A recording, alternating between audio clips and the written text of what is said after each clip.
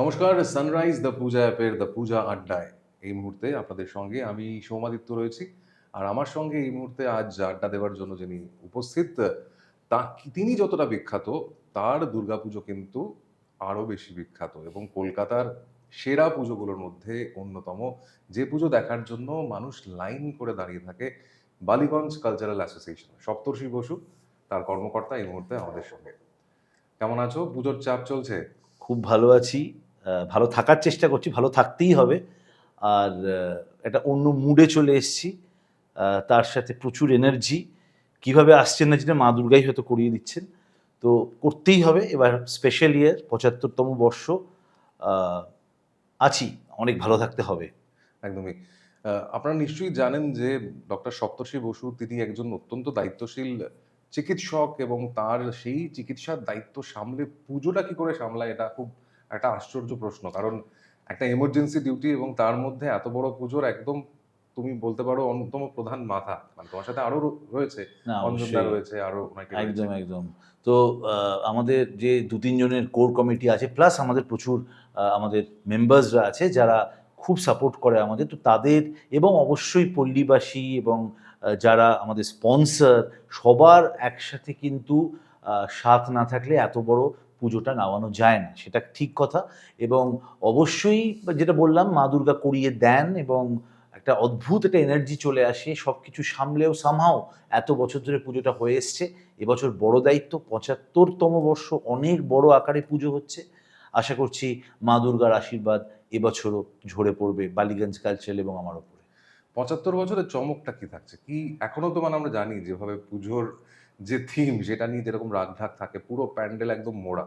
মানে দুর্ভেদ্য দুর্গ। কেউ ভেতরে কি কি হচ্ছে দেখতে পাবে না। না, আমাদের যিনি করছেন সুশান্ত শিবানী পাল, মানে সুশান্তদা মানুষটা একেবারে আলাদা। মানে যখন তার সাথে interact করছি এবং কথা বলছি, মানে অদ্ভুত একটা মানে চিন্তাধারা, মানে সেটাকে মানে আমরা চেষ্টা করছি কথা বলে বার করার, কিন্তু সুশান্তদা এতটাই ফোকাসড এবং প্রতি মুহূর্তে ভাবছে কিছু না কিছু কি করা যায়। সুতরাং ওইভাবে এখনো কি হচ্ছে ওটা একটা চমকই থাক। আমার মনে হয় সারা কলকাতাবাসী একটা অন্য ধরনের পুজো দেখবে এবং এটা একটা বড় চ্যালেঞ্জ আমাদের সকলের কাছে, কলকাতাবাসীকে একটা খুব মানে গ্র্যান্ড পুজো উপহার দেওয়ার।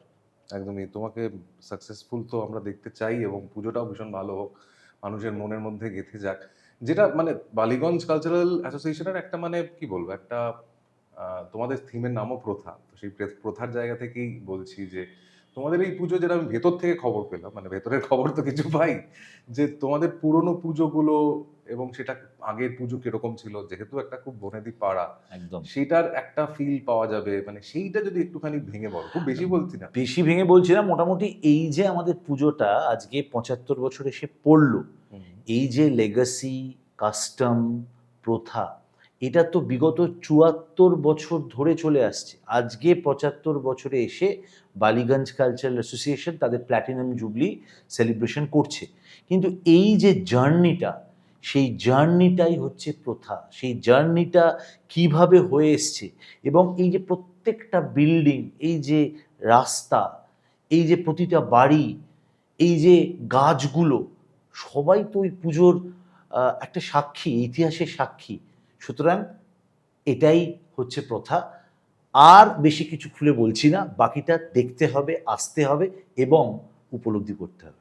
এবার একটুখানি আমাদের নিজেদের কথা বলি। সেটা হচ্ছে যে আমাদের যে অ্যাপ্লিকেশন তুমি জানো, সেই অ্যাপ্লিকেশনও ১৩ বছরের একটা পথ পার করেছে। একদম। আজকে আমরা 13th ইয়ারে। এবং তোমাকে আজকে এই পডকাস্টে একটা স্পেশাল থ্যাংক ইউ জানানো রয়েছে। কারণ খুব শুরু থেকে যখন 360 ডিগ্রি ভার্চুয়াল ট্যুরের কনসেপ্ট কেউ জানতও না, সেই সময় তোমরা এগিয়ে এসেছিলে এবং আমাদের সাপোর্ট করেছে। মানে যখন শুরুতে আমরা কোনো স্পন্সরশিপ ছাড়াই এগিয়ে গিয়েছিলাম।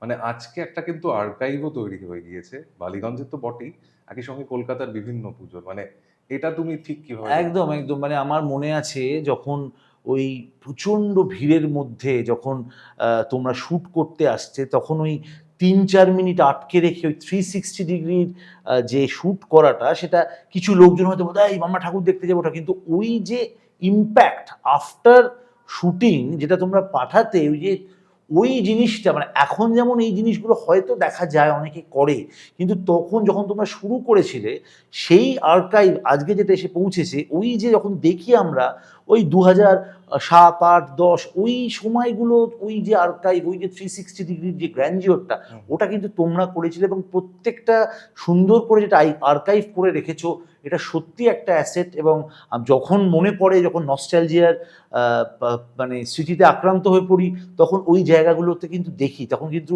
পুজো অ্যাপ এবং 360 ডিগ্রির ওটাই আমাদের হাতিয়ার বলো বা ভরসা বলো বা নস্টালজিয়ার চাবিকাঠি বলো। এবং আমরাও ভীষণভাবে সাপোর্ট পাই। এবং সত্যি কথা বলতে, আমরা যে সমস্ত পুজোর আমরা দেখি যে শেয়ার হচ্ছে, আমরা কিন্তু দেখি যে বালিগঞ্জ কালচারাল অ্যাসোসিয়েশন থেকে তোমরা তোমাদের পুজো প্রচুর শেয়ার করো লোকেদের কাছে, মানে সেটা আমাদের কাছে একটা উপরি পাওনা। কারণ যারা দূরে থাকেন তারাও দেখতে চান যে বিষয়টা কেমন হলো, এবং 360-তে যেভাবে দেখা যায় সেটা তো অন্যভাবে পাওয়া যায় না। তোমরা নিশ্চয়ই ফরওয়ার্ড করো। হ্যাঁ হ্যাঁ, একদম। তুমি যে অলরেডি এখনো পর্যন্ত যেই মানে স্ক্যান একটা ওই এটা করেছো, কোড স্ক্যান করেছো, ওটা হ্যাঁ, অলরেডি আমাদের বিভিন্ন যে আমাদের বালিগঞ্জ কালচারাল অ্যাসোসিয়েশনের গ্রুপ আছে এবং প্রচুর বন্ধু বান্ধবদের গ্রুপে অলরেডি আমি ফরওয়ার্ড করেছি, এবং সবাই কিন্তু ওই জায়গায় থেকে ওই কোডটা স্ক্যান করে যখন দেখছে পুরনো, তখন তারা কিন্তু সেই স্মৃতির পাতায় চলে যাচ্ছে। তারা দেখছে, ও আমরা এই সময় ছিলাম। হয়তো সেই মানুষটা আজকে বাইরে বিদেশে বসে আছে, কিন্তু তারা এই যে ফিলটা করছে, তারা যে ওই নস্টালজিয়াটা মানে পাচ্ছে, যে হ্যাঁ ওই সময়টা 2018 তো আমি কলকাতায় ছিলাম, তখন তো এই বাহ, তখন এই সুন্দর দেখতে পাচ্ছে আজকে। তো সেটাতে থেকে আবার পুজোর মধ্যে ফিরে আসে, পুজো আর কয়েকটা দিন মাত্র বাকি। তো সেই যে ফিলিংটা একটা বাঙালির মনে, যে পুজো এলে যে এনার্জি বলো, যে মুডটা বলো বা যেই ভালো লাগাটা বলো, এটা বোধহয় সেটা একটা বাচ্চার থেকে শুরু করে বয়স্ক মানুষ সব এজের বোধহয় একটা অন্য রকম মুড, একটা অন্য রকম মানে ভালো লাগা, ভালোবাসার জায়গায় চলে যায়। তো সেই জায়গাটাকে বেসিক্যালি তোমরা কিন্তু বারবার করে ফিরিয়ে আনো। তোমাদের ওই অ্যাপ্লিকেশন, তোমাদের ওই কোড কিন্তু ওই জায়গাতে তাড়াতাড়ি ফিরতে সাহায্য করে। Thank you so much. আর এই ফিরে আসা এই নস্টালজিয়ার প্রসঙ্গেই বলি, সেটা হচ্ছে যে তোমাদের যে পাড়াটা, আমি বারবার গিয়ে দেখি যে একটা মানে বাচ্চারাও ইনভলভ, একটু বড়রা ইনভলভ, তারপরে এই যে প্রজন্মের পর প্রজন্ম দুর্গাপুজোয় তারা চলে আসছে। তোমার ছোটবেলা এবং এখনকার ছোটবেলার বালিগঞ্জ কালচারাল। দেখো, আমার আমার যখন আমি 1975-এ আমি তখন জন্মাইনি, তখন আমার মা বাবার ওই সময় ওই বছরটা বিয়ে হয়, এবং আমার মাকে বলা হয় খুব লাকি, বিকজ ওই বারই আমরা 1975-এ প্রথমবার তথ্য এবং সংস্কৃতি বিভাগের প্রথম যে পুরস্কার ওয়েস্ট বেঙ্গল গভর্নমেন্টকে তখনকার দিনে, সেটাতে আমরা ফার্স্ট হই। এবং আমাদের গভর্নর, তখনকার দিনের গভর্নর এবং তখনকার দিনের মিনিস্টারে এসে আমাদের ওই পুরস্কারটি প্রদান করেন। তো সেইটা একটা খুব মানে, আমি তখন ছবি দেখেছিলাম, তখন তো আমি জন্মাইনি, বাট তারপরে যখন 76-এ আমরা সেকেন্ড হই, তারপরে যখন আমি জন্মাই, তারপরে আমি খালি মানে আমি যখন, আমার যতটা মনে আছে 82, 83 খুব মানে ফেন্ট একটা স্মৃতি, বাট আমি বাবা মায়ের হাত ধরে যেতাম, এবং পুজোটা সামাও ইটস ইন মাই ব্লাড, মানে ওর মধ্যে দিয়েই আমরা দেখেছি যে যখনই পুজোটা আসে, মানে আমাকে যদি কেউ বলে যে আমি ওয়ার্ল্ড ট্যুর করাবো, আমি তো যাবো না, আমি বালিগঞ্জ কালচারালেই থাকবো। এবং আমি পুজোর ওই বেশ 7 দিন আগের থেকেই আমাদের পুজো শুরু হয়ে যায়, মানে মহালয়ার আগের থেকেই, ইনফ্যাক্ট এখনই শুরু হয়ে গেছে, প্রতিদিন রাত করে বাড়ি ফেরা, স্পন্সরশিপ নিয়ে কথা বলা, বিভিন্ন কোথায় কি হচ্ছে কি না ঠিকঠাক হচ্ছে সেগুলো করা।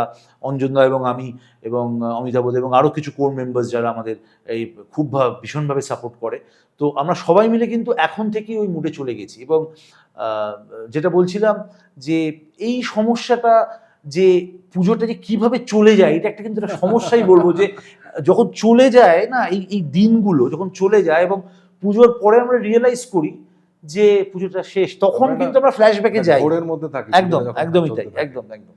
এবং পুরস্কারের কথা বললে সেই জায়গা থেকেই বলছি যে একটা কম্পিটিশনের তো একটা একটা মার্কাটারি একটা তোমাদের পুজোগুলোর মধ্যেই রয়েছে, কিন্তু তার মধ্যে একটা সৌহার্দ্যের ভাব সেটা তো নিশ্চিতভাবেই থাকে। তো এইটা একটুখানি জানতে চাইবো যে কম্পিটিশনের যে এলিমেন্টটা, সেই এলিমেন্টটা তো আজকে থেকে না, অনেকদিন ধরে দেখো, তোমার এসছে। আগের প্রশ্নের সূত্র ধরেই বলি, যে তুমি বলছিলে আমি যখন ছোটবেলা ছিলাম তখন একটা আনন্দ, একটা অন্যরকম পুজো আসছে আসছে, তো উইথ টাইম এখন তো সেটা কর্পোরেটাইজেশন, তারপর প্রাইজ, তারপর বিভিন্ন ধরনের এখন প্রচুর কম্পিটিশন, কে কোন শিল্পী কোন পুজো করছে, কার কি থিম হচ্ছে, হ্যাঁ কার কি থিম মিউজিক হচ্ছে, কে কতটা বড় করছে, কার কি নতুনত্ব। তো এখন এইসব নিয়ে কিন্তু মানে একটা পুজো শেষ হলো, তার পরের পুজোর তার ঠিক 1 মাসের মধ্যে থেকে কিন্তু চর্চা শুরু হয়ে যায়। মানে পুজো শেষ হলো, তার পরের দিন থেকে কে কোন জায়গায় যাচ্ছে, কোন আর্টিস্ট, সেটাই শুরু হয়ে যায়। তারপর নেক্সট 2-3 মাসের মধ্যে কে কি থিম করছে সেটা আস্তে আস্তে আস্তে আস্তে ঠিক হয়ে যায়। কিছু মানুষজন থিমটা মানে বলতে চান না, বাট এই যে উইথ টাইম এই যে কর্পোরেটাইজেশনটা হয়েছে, এই যে স্পন্সরশিপ, একটা এভলিউশন এবং তার সাথে একটা সবাই সবার পুজোকে ভালোবাসে, পুজো সবাই পাগল সবাই, কিন্তু কোথাও একটা সুস্থ একটা প্রতিযোগিতা তো রয়েছেই অবশ্যই, এবং সবাই চায় তার নিজের পুজো শ্রেষ্ঠ হোক। যদিও এখন অনেক বৃহত্তর জায়গায় ফোরাম ফর দুর্গা উৎসব আছে, সবার সাথে সবার খুব ভালো সম্পর্ক, এবং সবাই একসাথে কাজ করে, রক্তদান শিবির, বড় কালচারাল অনুষ্ঠান হয় ফোরামের। তো আমরা অনেক গেট টুগেদারে আত্মীয় স্বজনের মানে তাদের কারোর আত্মীয় স্বজনের বিয়ে বা কারোর মানে গেট টুগেদার প্রত্যেকেই আমরা একে অপরের সাথে মিলিত প্রায় অনেক বছর, এখন পরিবারটা অনেক বৃহৎ হয়ে গেছে, কিন্তু একটা সুস্থ প্রতিযোগিতা অবশ্যই আছে। একটা বিষয় একটুখানি তোমাকে বলবো, মানে তোমাকে একটু দায়িত্ব নিয়েই বলতে হবে, কারণ বারবারই কিন্তু দেখা যায় দুর্গাপুজো আসার সময় কিছু সংখ্যক মানুষ আছে তারা বলেন যে এই এত খরচা করার কি আছে, কিন্তু পুজোর যে ইকোনমি এবং সেই ইকোনমির যে ড্রাইভটা, সেটা সম্পর্কে তো তুমি এতদিন ধরে পুজো করছো, তুমি বহাল, সেটা একটু মানুষের কাছে পৌঁছানো কি মনে হয় না, মানে এটা অনেকে বলেন, হ্যাঁ সেটা ঠিক কথাই যে হয়তো প্রচুর খরচা হচ্ছে পুজোতে, কিন্তু আজকে যে ইকোনমিটা ওয়েস্ট বেঙ্গলে দাঁড়িয়েছে এবং আজকে যে এতগুলো মানুষের সংসার চলে, আজকে সেটা ঢাকি হোক, ডেকোরেটর হোক, বা যে শিল্পটা বিভিন্ন গ্রামের, বিভিন্ন প্রত্যন্ত গ্রামের বিভিন্ন যে শিল্পগুলো আমরা তুলে আনি, ডিফারেন্ট ক্লাবস, ডিফারেন্ট পুজো কমিটিস তুলে আনে, সেগুলো কিন্তু এই রিসার্চ ওয়ার্ক, এই যে প্রতিদিন সারা বছর ধরে যেই পুজো নিয়েই যে মানে মানে পাগলামোই বলবো, মানে সবার মধ্যে যে পাগলামোটা রয়েছে, এটা না থাকলে কিন্তু এই ইকোনমিটা এইভাবে গড়ে উঠতো না। সুতরাং শুধু একটা প্যান্ডেল বা একটা গ্র্যান্ডিওরকে ঠিক তার পেছনে যারা আছে, তার পেছনে যারা জিনিসটা এত বৃহৎভাবে বানাচ্ছেন, তো তাদের অবদান এবং তাদের যে স্বীকৃতি, এটা কিন্তু সব প্যান্ডেল, সমস্ত ফোরাম এবং সমস্ত মানে যারা শিল্পী তারাও কিন্তু দেন, যে তাদের এই যে উঠে আসা, এই যে পশ্চিমবঙ্গ আজকে এত ভালো একটা দুর্গাপুজো আজকে ইউনেস্কোর একটা নাম, বা এই যে আমরা এত ধরনের প্রি পূজা ফিয়েস্টা বা কার্নিভাল করি, এবং দুর্গাপুজো কার্নিভাল পোস্ট ভাসান, মানে যেটা ভাসানের সময় হয়, এই যে টোটাল প্যাকেজটা, এটা কিন্তু একটা আমার মনে হয় ইকোনমিতে প্রচুর হেল্প করেছে ওয়েস্ট বেঙ্গলের, এবং এটা এখনো অনেক জায়গা রয়েছে, এবং এখন পুজোটা অনেক এগিয়ে এসছে এবং খুব ভালো হচ্ছে। আমার মনে হয় এটা ইকোনমির ক্ষেত্রে ওয়েস্ট বেঙ্গলের ডেফিনেটলি ভালো। কিছু মানুষজনের হয়তো অসুবিধে হন, কিন্তু এটা ভুল কথা যে মানে এত খরচা করার কি দরকার। খরচাটাতে কিন্তু অনেক মানুষের সংসার, অনেকের অনেক কাজ, অনেকের ট্যালেন্ট দেখানোর, এই যে একটা ইনস্টলেশন আর্ট, এটার যে ভিজুয়ালাইজেশন সারা বিশ্বে ছড়িয়ে দেওয়া, এই যে এত ব্লগ, এত সোশ্যাল মিডিয়া, এইভাবে যে সারা মানুষের কাছে ছড়িয়ে যাচ্ছে, এবং বিভিন্ন মানুষরা দেশ ইন্ডিয়ার বিভিন্ন অংশ থেকে খালি দুর্গাপুজো দেখতে আসছেন, এটা আমার মনে হয় একটা অত্যন্ত ভালো দিক, সেটা আমাদের অ্যাপ্রিসিয়েট করতেই হবে। আর আজকে তোমাকে যখন পেয়েছি তখন একটা বিষয় তো জানতেই হবে, কারণ এই যে কলকাতা জুড়ে, মানে বাংলা জুড়েই বলা যেতে পারে, রাত জেগে ঠাকুর দেখার তো একটা চল রয়েছে, আজকে থেকে নয়, বহুদিন ধরে হোল নাইট ঠাকুর দেখা।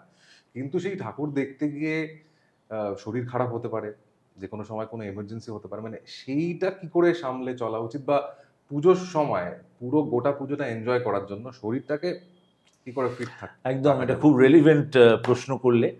প্রথমেই বলি যে প্রি পুজো যেটা, সেখানে কিন্তু ভালো থাকতে হবে। তারপরে সেটা হচ্ছে এনার্জি সঞ্চয় করা ফর দ্য পুজো, এবং পুজোর জাস্ট 2-3 দিন আগে কি করতে হবে, বেশি করে জল খাবেন অবশ্যই, এবং যে কোনো ধরনের একটা মাল্টিভিটামিন খাবেন, কেননা পুজোতে কিন্তু রাত জেগে ঠাকুর দেখা হয়, ঘুম কম হয়, সুতরাং অবভিয়াসলি একটা হাইপার অ্যাসিডিটির প্রবণতা অনেকের থাকে, সেখান থেকে একটা ভমিটিং টেন্ডেন্সি বা লুজ মোশন। সুতরাং একটু যেটা আমরা বলি মানে প্যান্টোপ্রাজল জাতীয় ওষুধ বা হজমের কোনো ওষুধ, ওগুলো একটু খাবার পরে খেয়ে নেবেন, এবং সময় চেষ্টা করবেন খাওয়াটা খেতে। অনেকে যেমন রাত্রিবেলা 3টে-4টের সময় ভোরের দিকে খাওয়া দাওয়া করেন, তারপরে সারা রাত্রি ঠাকুর দেখেন, তো সেটা আমার মনে হয় করলে শরীরের ওপর একটা ভালো রকম স্ট্রেস পড়বে, তো সেটা করবেন না। বিকজ অনেক পুজোর মধ্যে ঠাকুর দেখতে হবে, অনেক ঘুরতে হবে, শরীরকে চাঙ্গা রাখতে হবে, একটা মাল্টিভিটামিন অবশ্যই বলবো খেতে, এবং বেশি করে জল খেতে, এবং